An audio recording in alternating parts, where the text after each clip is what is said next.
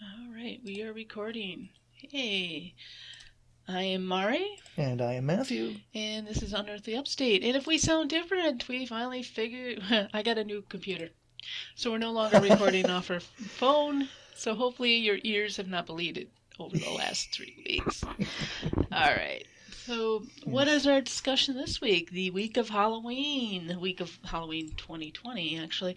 Well, we are breaking our rule. We are actually not talking about something technically in upstate New York.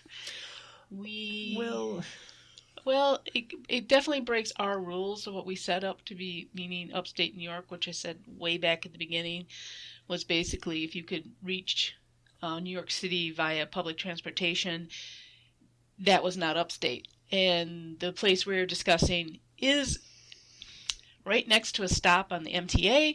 So we have... So for this particular episode, we are moving away from upstate in that respect. What we are discussing is one of the most famous Halloween stories ever written. It is a very New York story, and there's been multiple retellings, movies, cartoons made of this story. Originally written by Washington Irving. Yes, we were talking about Sleepy. We were talking about Sleepy Hollow. Now, interesting fact, the actual town of Sleepy Hollow did not exist until the 20th century. Yeah, not till recently. No, not too recently. It was always a suburb of Tarrytown. Yep. And then they decided that Sleepy Hollow should exist on its own. So they gave it its own place on the map. Yes. And we're going to discuss, you should be familiar with the story. We'll give you the Cliff Note version of the story. Of course. But we're going to go in to discuss in detail some of the influences that Washington Irving had writing the story. A lot of these influences have been discussed in other media. I know when we were researching, a lot of this came up. Some of the stuff we found on our own, so this should be interesting. So we'll give you a quick Cliff Note of the story. Start us off. Okay, it's about a schoolmaster named Ichabod Crane who comes to the little hamlet of Sleepy Hollow. And those of you who are only familiar with the Disney versions, I'd say both Disney versions, the Tim Burton Hammer version of the story, and then there's the Bing Crosby version that was done like 50s or 60s, I can't remember. Yeah. The Bing Crosby version is closer, okay, to the Washington Irving story. Because Ichabod Crane, he was a schoolmaster. He also he was a bit of a con man in a certain way. Another confidence man. Well, not like he was going to rip you off. It was just if he was hungry, he found a way to, find the best cook and stay, and charm his way into the house and have a meal with the family. And of course, which they were kind of obligated to do because he was teaching their kids. He'd also taught the locals with singing lessons. There's some great lines in there, like the one about he was talking about how he wouldn't he did believe in, I guess, corporal punishment, and he really believed in the axiom that spare the rod, spoil the child, and his students were not spoiled. That kind of gives you an idea. He was also... Anyway, as he travels around these different farmhouses in the Sleepy Hollow area, he, for the first time, meets Katrina Van Tassel. Yeah. She's the one that all the guys are going after. She's good looking but coquettish. Yeah, but that's not what attracts Ichabod to her. What attracts Ichabod to her is the fact that her father is the richest farmer in the valley, in the area. And all that Ichabod can think of is, well, if I marry Katrina, I'm going to inherit all this. And that's what he's thinking about. He's not thinking about the poor Katrina. He's thinking about how her marriage will benefit him. He's thinking of a way out of his career and education. Basically, yeah. But in a way he wouldn't have to work to get it, which is you know.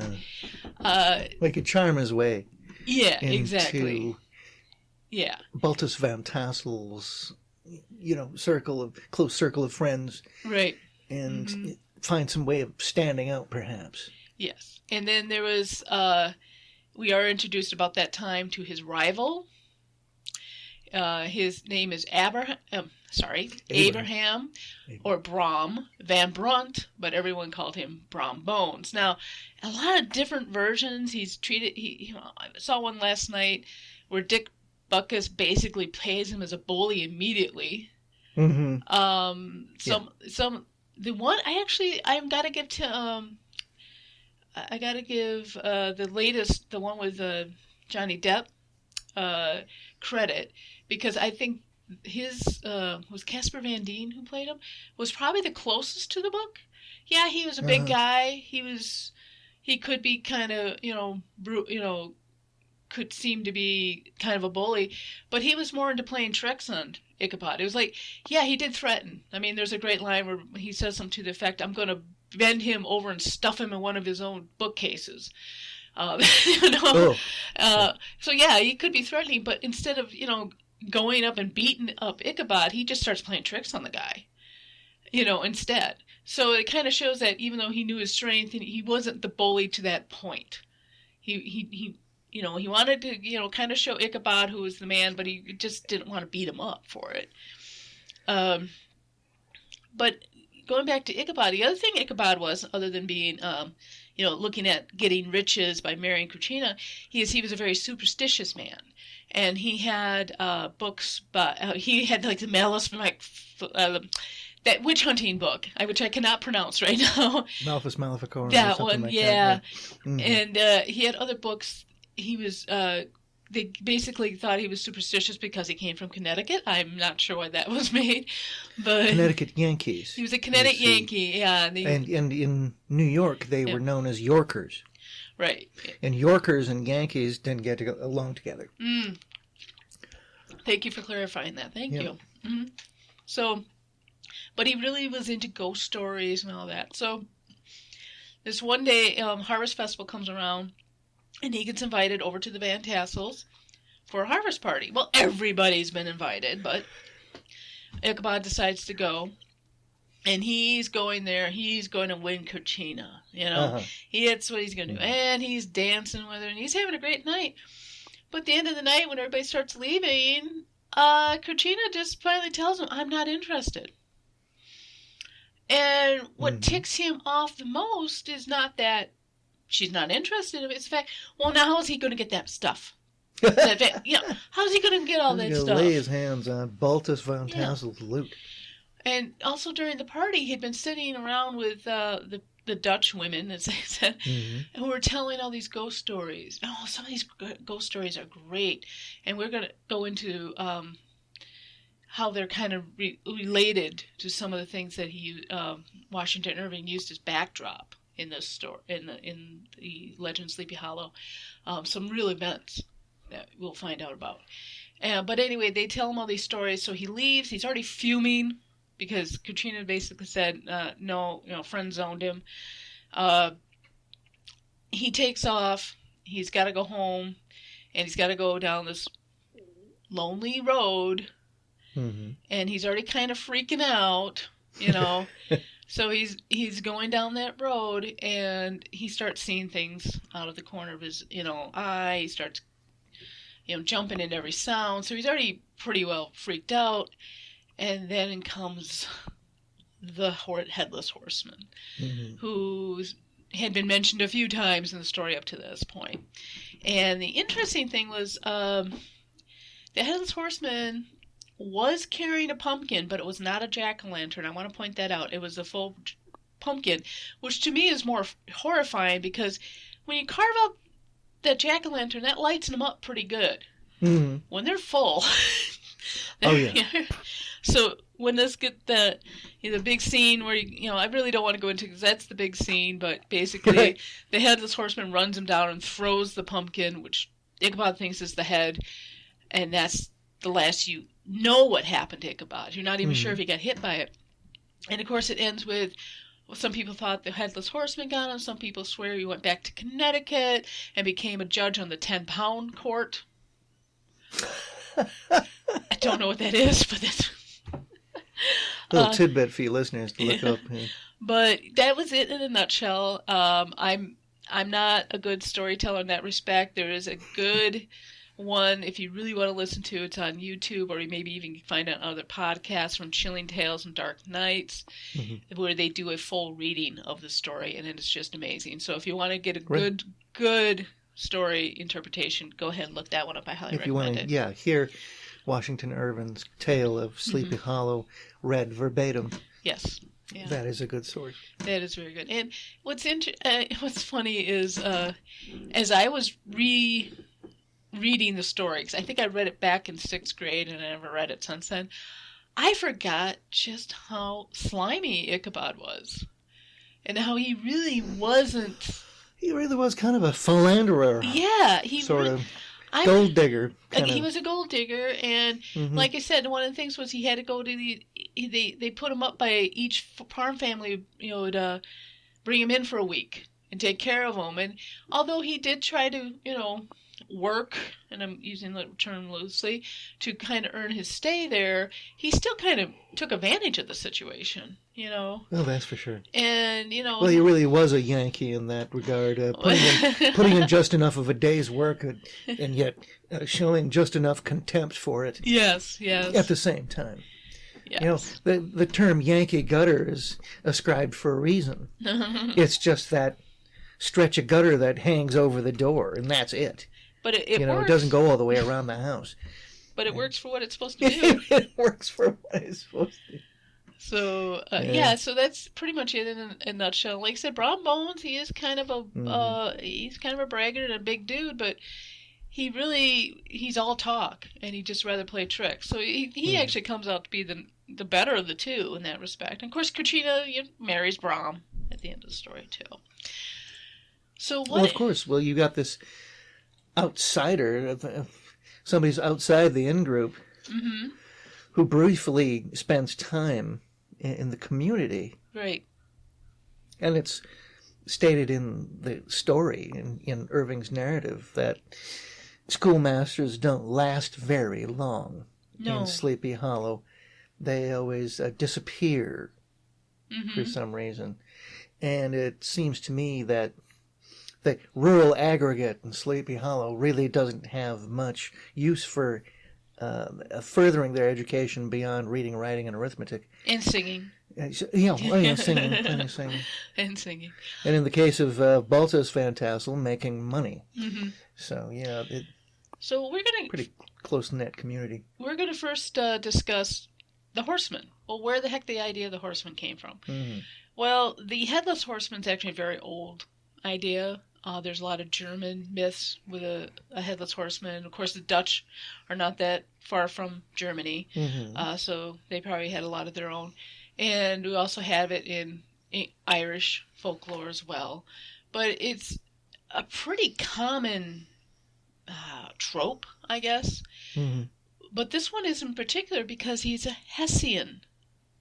Okay. It's pretty specific, yeah? Pretty specific. So what's a Hessian? I know you prepared something about this. Oh, yeah. Yes. Well, okay, to start with, it was common, yet nevertheless a disgusting practice that during the late 18th century monarchies would sell their own men as mercenaries to fight in foreign wars, to fund their pet projects at home, whatever that might be. Okay, but in the context of the story, the term Hessians refers to the troops from the Germanic state of Hesse, which, by the way, still exists. And it borders the Germanic state where my folks come from, which is Bavaria, or Bayern. And so, yeah, each of the Germanic states has their English equivalent, but...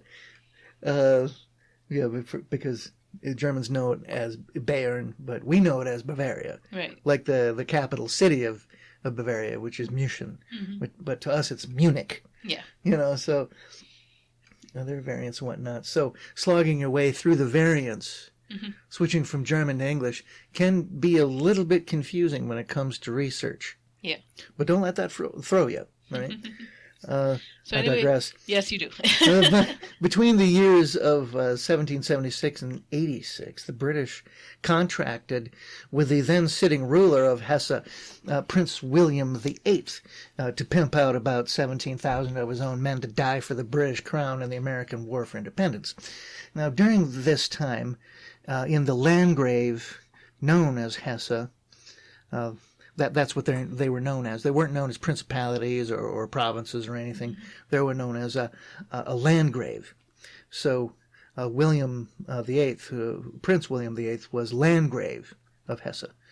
And Hesse forced families to have their boys as young as 7 years old register with military service. And many became child soldiers. But by the time your young man was 16 years of age, and if you were in a certain part of society, if you were in a certain class, naturally this happened more frequently to the lower classes, you could come to expect to have him forced into service. Okay. Especially during these times when they're building these mercenary armies and selling them out. The culture of the time made it easy to subjugate young men who were seen as, quote, expendable people, unquote. So you're not, if you find yourself in the Hessian army at a time like this, you're not very highly regarded. Army life, if you could call it a life, consisted of constant abuse. The lash could be expected to be used for the smallest of infractions, and these men were considered less than dirt. It was basically just another form of slavery for the lower classes. And a fight or else mentality was the watch phrase of the day. So they fought knowing what the consequences lay ahead if they didn't. And they were encouraged to pass that cruelty on to others that they were forced to fight. Now here's where we come in here. These depredations mostly consisted of plunder. Right. Now, during the war, Hessian plundering often pushed neutral and indifferent Americans to the patriot side of things. And this cruelty was addressed in the Declaration of Independence, calling out the King of England for, quote, transporting large armies of foreign mercenaries to complete the works of death, end quote. Okay. Officially, plunder was verboten, or forbidden, by the officers, but these officers also had a taste for looted goods and often looked the other way. Now, could our headless horseman be one of these officers? It might go a long way to describing his zeal for his work. The ground in and around the setting for the story of Sleepy Hollow is very fertile, and indeed the bounty of the area is extolled by the story's author, Washington Irving, and would be an attractive place for a hungry Hessian army to seek sustenance. Now, interesting thing is, if you go to Sleepy Hollow, there's supposedly the grave of the Headless Horseman. And I think some people are like, oh, that's just been put there to get tourist dollars or whatever.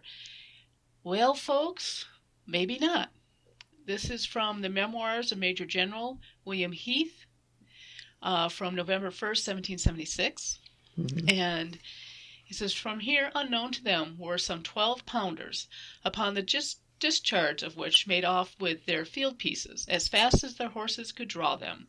A shot from the American cannon at this place took the head off a Hessian artilleryman. So, and where was this battle? At White Plains, which is not that far from Tarrytown. So it is a good it's a possibility. I can't say for certain if the body that's buried in that grave is truly a Hessian headless horseman. But we have proof that it did happen in at least one battle in that area. A Hessian did lose their head to a cannonball. So, well, the graveyard, the cemetery in Sleepy Hollow, that's one of the attractions for tourists, isn't it? Yes, it is. And I'm believe that is where Washington Irving is buried. Yes, he is buried there. Okay. So I apologize, folks. Like I said, our neighbors sometimes get a little noisy, so if you're hearing things through the microphone, I apologize. Yeah. They don't mean to. It just happens. So, so interesting thing about the Hessians is that after the war, about 3,000 of the Hessians, they liked the country so much they decided to make it their new home. Oh, yeah, they weren't being forced to fight or, you know. Exactly. So, yeah. And liberty and individual freedom, Mm-hmm. something that, attracts people for generations throughout the centuries to become Americans. So, yeah. And the treatment that they would receive at the hands of their authorities. Mm-hmm. I'm surprised desertion wasn't more of a problem. Yeah, I really am. Yeah. Now, there's an interesting aside that I only saw mentioned in one of the versions, and it was a weird one done in 1972. Strange animation, but John Carradine narrated it, so it might be worth you to watch. It's on YouTube. And as Ichabod is going back home after the party, he comes upon this tree, and for a second he thinks he sees a hanged man there. Mm-hmm. That's actually a callback to a bit in the story. And let me just read you this. He says, "To pass the bridge was this severest trial. It was at this identical spot that the unfortunate Andre was captured, and under the cover of these chestnuts and vines, the sturdy yeoman concealed who surprised him. It has never been since considered a haunted stream, and fearful of the feelings of a schoolboy who had to pass it after dark." So, who is this Andre they're talking about? Yeah. Well, it's Major Andre, and this is, I got to back up a couple paragraphs before this, a little more explanation. It was connected to the tragical story of the unfortunate Andre, who had been taken prisoner hard by and was universally known as the name of Major Andre's tree. This Major Andre, in a nutshell, Benedict Arnold, we've mentioned him a couple times. Mm-hmm. Major Andre was the British officer that was kind of put in charge into turning Benedict Arnold against us. And he did that by working on Benedict Arnold's significant other. But when the stuff hit the fan, Andre took off. And he had forged letters and everything, and he was trying to pass himself off as a colonial. And he happens upon these three guys, and they're colonial members of the militia. But the thing was, one of them was wearing was it a British jacket or a Hessian jacket? I can't remember the story now. But he was not wearing the American the colonist colors at the time. He was wearing a regimental overcoat. He was wearing a regimental, yes. From the British side. Right. Probably something he took in battle. And so Andre approaches them and basically, "Hey, are you with the British?" Not that nice a word, but basically that's what he did. Not missing a beat, the guy said, "Yeah. Yeah. Sure, come on over." And they promptly get him arrested. Now, the thing was, the story here that Washington Irving's alluding to, it makes it sound like he was caught and hung right there. No, and the truth of the matter, he was caught, brought to trial in front of George Washington, and he was hung at a gallows in another location. Mm-hmm. But I found that interesting. They included that even if it was just a slight little thing, in with that one adaptation, because that's one that's kind of skipped over by all of them. That he was going by this tree that this supposedly happened at, and thought he saw him hanging from there. So, but nowadays you're like, who's this Andre we're talking about?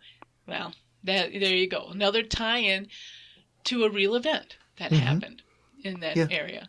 So we have the Hessians, who were really there, and one who did lose their head. Yes, yes. But he was an artilleryman, not a cavalry, but still. He still lost his head with a cannonball. So, yes, happening at White Plains. Mm-hmm. Let me see if I can find some of the... Yes, at White Plains, Hessians under Leopold Philip de Hester hammered the American lines until they broke. Mm-hmm. And that's where the artillery was. Right. Yeah. To add a little more woo to it, it was right around Halloween where that soldier lost their head. But, of course, we weren't celebrating Halloween at that time. Yeah, in it America. wasn't celebrated at all, that sort of thing. But, well, not like it is today. Yes. Yeah. And jack-o'-lanterns aren't mentioned in the story. No, and they were made from turnips. Originally, yes. Yeah. But no, it is a pumpkin mentioned in the story, but not a jack-o'-lantern. It was a full pumpkin. Full pumpkin. Seeds and all. So you get an idea where he was picking all this stuff up from in the area. But let's discuss what it was that drew Washington Irving to this place. I was just getting to that, and it's very, very close to what's going on right now. In fact, so we might see another great, tidal wave of American literature coming out of this year, because Washington Irving's family. Now he's a very interesting fellow. I would like to go into him a little more, but his family was well-to-do. Mm-hmm. And they lived in New York City. Well, when he was 15 years old, they decided they needed to leave the city because there was a yellow fever that was wiping out people in New York. 5,000 residents of Philadelphia had been killed already that year. People were drinking where they were peeing. Pretty much. But at that time they didn't know what was going on. They were blaming West Indian refugees, shipments of coffee. Oh, it was just horrible stuff. Very little understanding of bacteriology. Right. So, but the main theory was you had to go up to the pure air. So his family all left New York City and went up to Tarrytown to live there. And like I said, Sleepy Hollow was part of Tarrytown for the longest time until recently when they separated. Forgetting that yellow fever wasn't a global pandemic at this point. Right. They didn't know that people coming in weren't carrying it. Exactly. It was a local outbreak, not a pandemic. Right. Interesting. Philadelphia was the first city to have a quarantine station ever built in the Americas. I can't say the United States at the time. That was in 1793. Yep. So that would be the United States then. I'm sorry. Okay. Mm-hmm. So he's up in Tarrytown, and of course there's all these stories being told of what's going on. So he definitely was influenced. I mean, we got the story of Rip Van Winkle from him as well. There's the story of Henry Hudson and the Gnomes from him. So he was being exposed to a lot of these stories, which later on, when he started to write these little short stories, definitely influenced him. Yeah, and it was here that Irving supposedly first heard the rumor of the Headless Horseman. Yes. Yeah. Buried near the old Dutch church. Yep. Who rode forth to the scenes of battle in nightly quest for his head. Yeah. And it was that poor artilleryman who got his head blown off now. But there were other instances of other Hessians losing their heads. Mm-hmm. And, wow, that was a theme. I mean, waking up one morning not expecting, that by the afternoon you'll be losing your head. Right. Really, what a way to live. Well, I mentioned a couple of the books before that Ichabod had to kind of prove how superstitious he was. And one of them also was he had the history of New England witchcraft by Cotton Mather was mentioned in the story. Salem witch trials. Cotton Mather was the officiant of the Salem witch trials. And so that right away, here's Ichabod reading up about witchcraft and everything, and especially the Salem witch trials.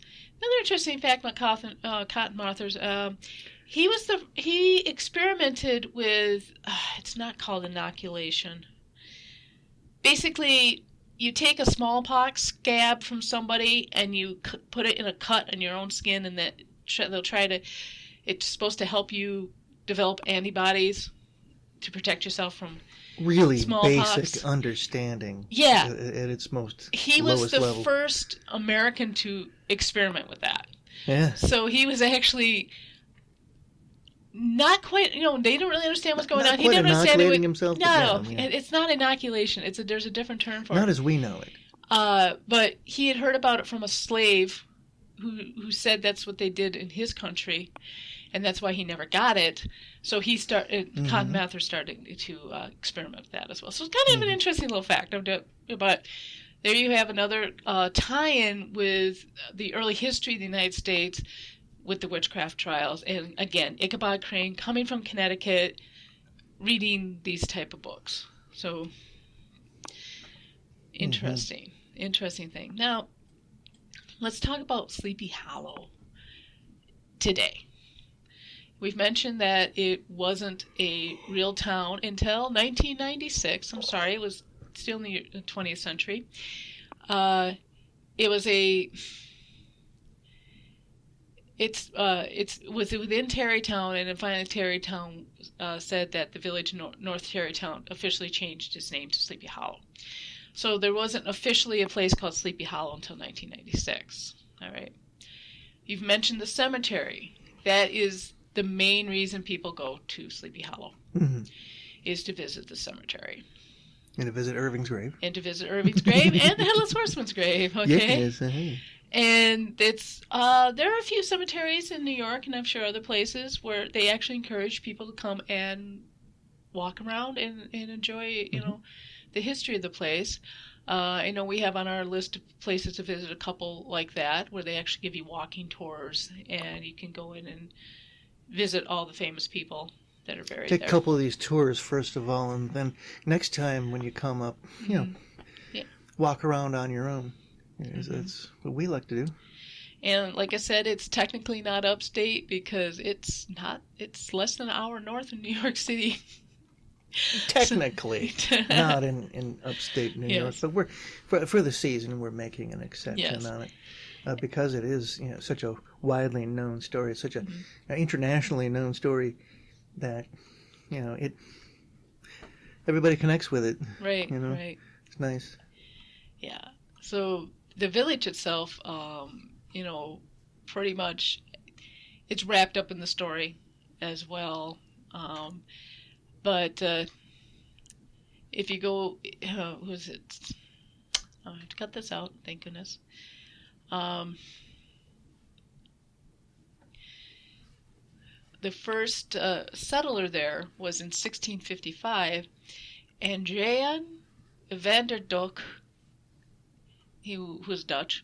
He first published a work which referred to the Pocatano River as Slaperslaven, or literally Sleeper's Haven. And that was the first mention of basically what would become Sleepy Hollow. So, and then Frederick Philipps, let's see here.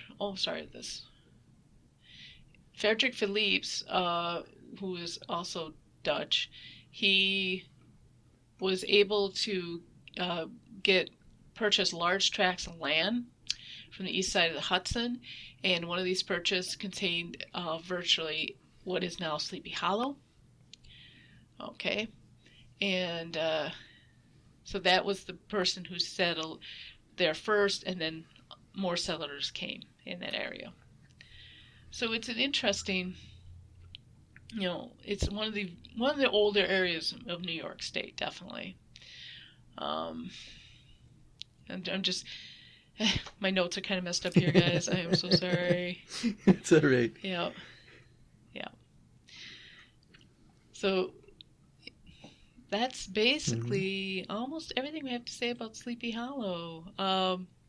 But there's a lot more to it. A lot more tidbits that you can find out on your own about Sleepy Hollow. All the sources. I saw pictures from people who claimed they had photographs of the Hessians' gravestone or grave marker. Well, that sort of thing. It's in Find the Grave. I mean, the grave they claim it is a legit grave, but whether it is really is, that's another thing. it probably is a poor Hessian that did lose their head, but we can't say for sure it's the horseman. Oh, well, of course, it's a fiction, Mm-hmm. based on all of these events, the people, the places, the events that were going on at the time, from Irving's contemporaries, drawing all the way back to some history of the Revolutionary War, which grounds it. Well, that's what a lot of fantasy stories are missing nowadays. A lot of fantasy, a lot of horror, is the grounding in reality. Mm-hmm. And we watched a few series lately. I thought, for instance, let's compare and contrast. Okay. This story, which is grounded, which is a great short story, which has lasted throughout the generations, as is, Mm-hmm. without any sort of post-modernization. Mm-hmm. And, I can safely say, and because we watched a few series lately. Mm-hmm. One was The Haunting of Hill House. Oh, yes. Which was a great series. Which yes. was completely believable. Yes. And then you get the latest series that we just got finished watching, where most of the characters were dead. Actually, they had to Well, that's you should have said spoiler. You're talking about Bly yes, Manor. Yeah. Bly Manor. Well, what's interesting, that was also based on a really good American Gothic novel, Uh-huh. and but I wish they would have set it modern day. I wish they wouldn't have tried to put it back in the 80s. Well, that was a minor complaint of mine. It took me a while to realize they were in the 80s, actually. Yeah, I knew right away when I saw the mom Janes on the principal character. I thought, this is the 80s, ain't it? Okay. But yeah, but some of the casting was a bit out of context for the time. And well, I didn't have that opinion about it, but you got to admit that both of them were kind of set in more reality, especially Hill House, but Hill Houses. Then some Excellent. Some horror stories that supposedly take place, or this was based on a true story, and you watch like 5 minutes of it and go, oh, this is the biggest crack of BS I've ever seen. Exactly. So I think those are kind of bad examples because both of them came from really good Gothic novels. Mm-hmm. The Turn of the Screw and The Haunting of Hill House, obviously. Right. And then you've got Sleepy Hollow, which has spawned so many retellings and redones, Of the ones we've watched and listened to in preparing for this, which would you say is, I wouldn't say favorite, but which would you say is the most interesting of the retellings that we took, that we were exposed to? Yeah. Of the recent retellings of Washington Irving's narrative? Yes. For Sleepy Hollow? Mm-hmm. Yes, I think Tim Burton's is one of the better ones. Yes. I mean, because it's rooted in reality and it has humor. And it's a Hammer film, basically. Basically, yeah. And this Washington Irving's little spooky story here didn't forget the sense of humor. Yes, exactly. That's my biggest complaint with things like slasher films. Mm-hmm. There's no humor to it.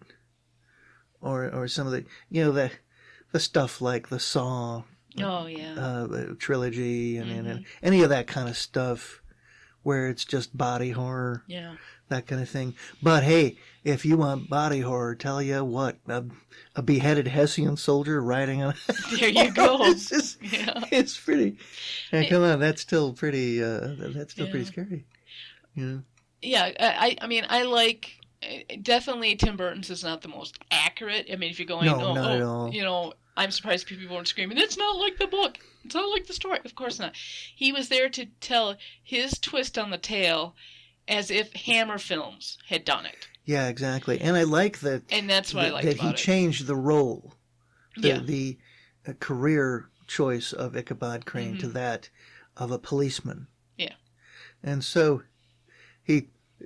be careful what you wish for. Mm-hmm. He gets a promotion from officer to detective so that he can go and take his newfangled ideas with him out of New York and all this and sink or swim. Right.